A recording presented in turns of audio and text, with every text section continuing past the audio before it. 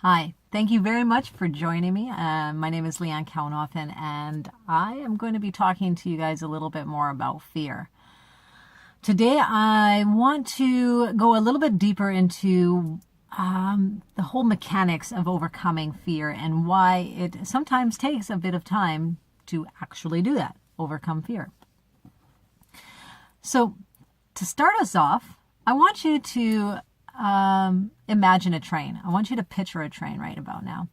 We're all very familiar with how trains work, and we are pretty much all very familiar of what a train is. So this is a really good way to paint a picture in your mind of what the process looks like to overcoming fear.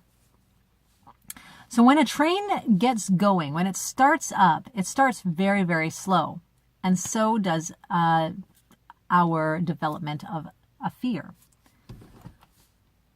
And as the train starts to slowly pick up speed, it gets a little bit faster, gets a little bit faster, gets a little bit faster until eventually it is moving at an incredibly fast speed. But once it gets to that speed, when it's in its full-fledged throttle, it is almost impossible to stop it like that. And we all know this because we're all taught this when we start driving of the dangers of being on a railroad track and all that stuff, right? But now I want us to really think about how a train stops, because that is really, really similar to how we overcome fear. So a train, or a conductor that is driving the train, he has to first become aware that he needs to stop. Once he becomes aware that he needs to stop, he needs to identify where he needs to stop.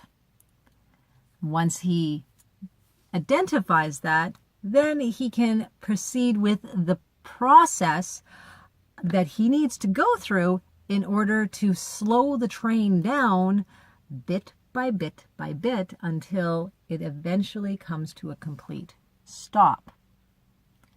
And that is exactly how we need to overcome fear. First, we need to identify that we are dealing with a fear. Or I guess become aware. We need to be aware that we are dealing with a fear. Then we need to identify what that fear is, what that fear, where that fear originated from, what that internal dialogue thought that we are thinking at the moment that we are feeling that fear.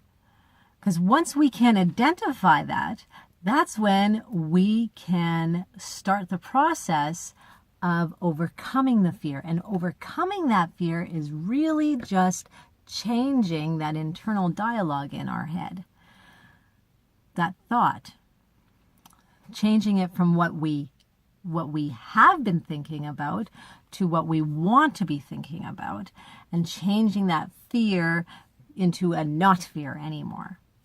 But that takes a process.